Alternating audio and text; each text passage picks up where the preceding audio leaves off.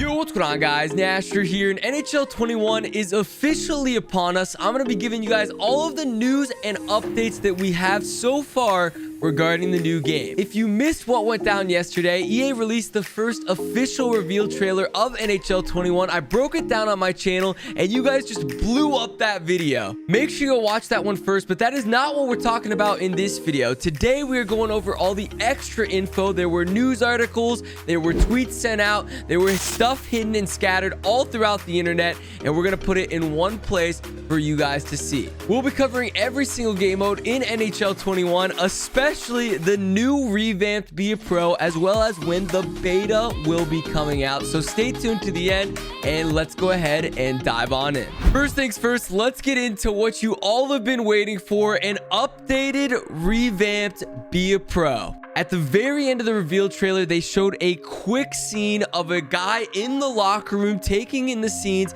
and it shows that we have potentially some Be a Pro cutscenes, story mode, or the ability to at least walk around. The website Game Informer gave us a deeper look into what this may look like. So with Be a Pro, you're going to have the ability to start in the CHL, directly in the NHL, or overseas in Europe. You're going to be able to make decisions and do interviews that adjust the way your Be a Pro story goes. One example they used was being able to make promises to the media as to what you're going to do. So if I go in and I'm like, I'm going to score 3 goals this game, that is then going to be my challenge. If I don't do it, the fans, the media, the coaching staff start to look down on me. There's 2 new traits called Diplomat and Charm that are affected by those decisions. So if you continue to make the wrong decisions, you're going to be hated by the entire league, hated by your teammates. And they even said if your teammates hate you, they're not going to pass you the puck as often in game. Pretty crazy. Now with your likability, that will lead to different opportunities, so you can get brand deals in the game if the people like you. If coaches and management like you, they'll give you additional ice time as well. So everything is kind of intertwined. Unfortunately, that is all the info we have so far on Be a Pro, but still pretty promising for what's to come. And of course, I'll be keeping you guys up to date on anything else that does release. Now let's get into Hockey Ultimate Team. The most exciting thing we have coming for HUT this year is a game mode called HUT Rush. One of my biggest complaints about HUT is the amount of time it takes to get into and to play a game. You're looking at around 30 minutes just to hop online and play once. It seems like they're trying to address this with HUT Rush. HUT Rush is going to be available in both 3v3 and 5v5, and it's more of just those quick-paced, fast, arcadey style games. There's going to be a mascot mode, a money puck mode like we saw in 3s last year, a first goal wins mode, which I think is going to be my favorite. Just imagine the intensity of a little first goal wins tournament. And lastly, some sort of fantasy draft where it takes all of the cards in your collection, puts them into a draft, and you select your players from there. In the NHL 21 reveal trailer, we saw Alexander Ovechkin scoring his iconic on the back goal. Now, in the top right corner, you saw some multipliers and some arcade scores going up because of a toe drag, because of a windmill deke. It sounds like in this mode, it's almost like Tony Hawk's score multipliers. The more moves you do, the higher your multiplier gets, the more points you'll get for a goal. So it says here in the article, there's potential of getting a 15 times goal multiplier. I don't know how that is going to work. I literally have no idea, but that's what we have. With that, it looks like there'll be special events or tournaments that happen in HUT Rush that'll give you special rewards. So hopefully some fun items that we can play for and grind for. I think this is going to be very fun stream and YouTube content for sure. That is it for Be a Pro and Hockey Ultimate Team. Let's move on to EA SHL. We have been waiting years for this. It was in NHL 13 and NHL 14. They took it out of the game, and now it is finally returning. EA SHL practice mode. With NHL esports really blowing up in popularity, this is going to be huge for teams to have the ability to go through and practice plays, warm up their goalie, do whatever you have to do to get ready for those big games. There's a few different options within this, so you can get your 6 guys or 3 guys on the ice and just shoot on your user-controlled goalie. You can also do a little scrimmage versus the AI. So if you have 6 guys ready to go and just want to get a quick warm-up in but don't have time to go into an online match, you can hop in and do a little 6v6 and adjust the difficulty of the AI as you go. And there's also just a free skate. So if you want to go in with your created player and start to mess with their attributes and kind of figure out what you want to use, this would be a good place to do it. After you're prepped and ready to go, you can hop into ranked seasons with your 3s or 6s team. There's also going to be separate leaderboards for 3s and 6s. And the last 2 weeks of each ranked season, you're seated on your performance throughout the season, so you can be an elite, pro, bronze, whatever it's going to be called. Then after you play those, you'll be put into the ESHL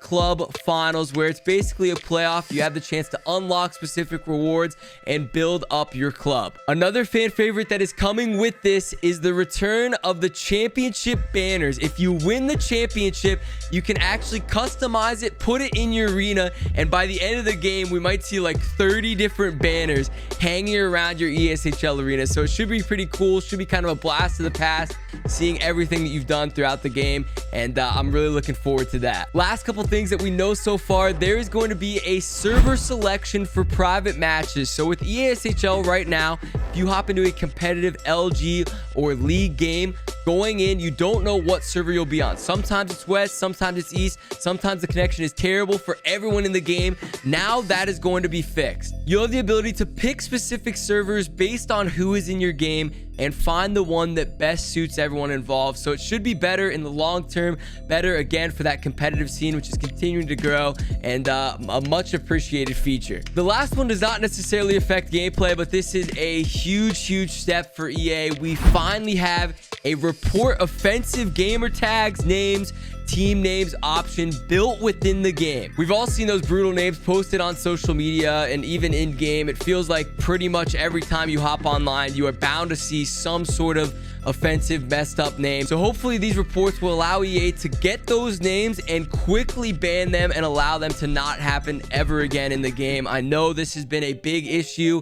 It sounds like they are finally starting to take this serious. That is all the info we have for ESHL so far. I'm sure more will be coming out soon, but now let's get into franchise mode. To be honest, not much has released yet in terms of franchise mode, but our boy X Tech is on the scene. He's one of the biggest franchise mode grinders that has ever lived. He's got some info. Most of the changes you'll see involve the trade deadline. So there is a new mini game. I'm calling it a mini game. I don't know exactly what it will look like, but it's essentially a trade deadline frenzy. So right once the day starts on trade deadline day, you're going to have mad offers. There's going to be players just bouncing around all over the place, and you have to make quick and sometimes, you know, not really well thought out decisions right before your eyes. So you may have like 20 proposals pop on your screen. You have to address them. There's going to be counter proposals going back and forth, and you have to make these crazy decisions much like you would if it was a real trade deadline day. The EA employee in charge of franchise mode said, "I'm really happy with the way our game mode has captured the frenzy of that day. The whole, if you don't act now,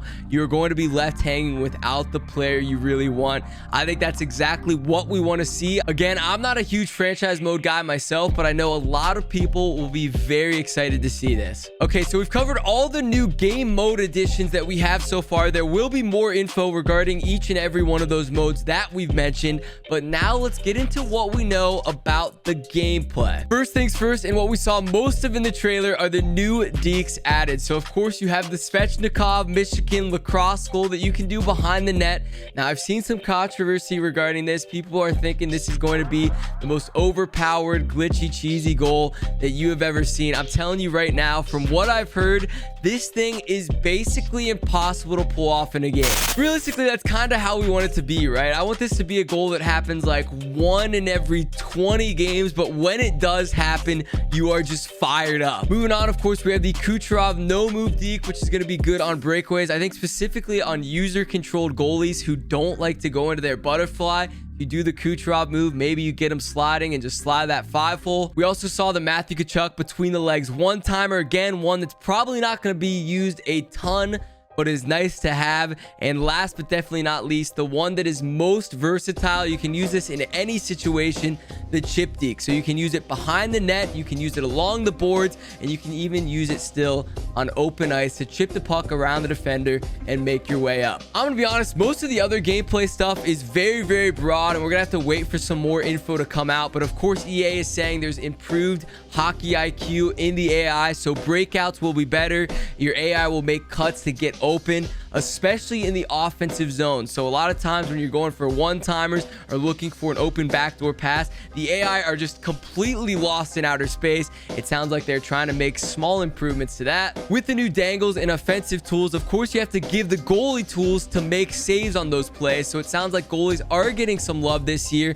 The animations are going to be more fluid. There also are going to be some new desperation saves. So I personally like seeing those saves, but I want it to be user controlled. I want the human goalies to be able to pick what desperation save they want to do instead of EA just picking one randomly for them, sometimes it being really good and sometimes it being really bad. Hopefully more info will be coming out regarding the gameplay updates, but that's all we have for now. Usually they'll have a full kind of gameplay reveal trailer where we see just kind of raw gameplay footage instead of those quick flash of highlights. So we'll be on the lookout. Of course, I'll keep you guys up to date when that does come out. Last but not least, two big things to end this video. So first, they've come out with all of the pre-order bonuses. I'm telling you guys right now, I've been saying this since day one.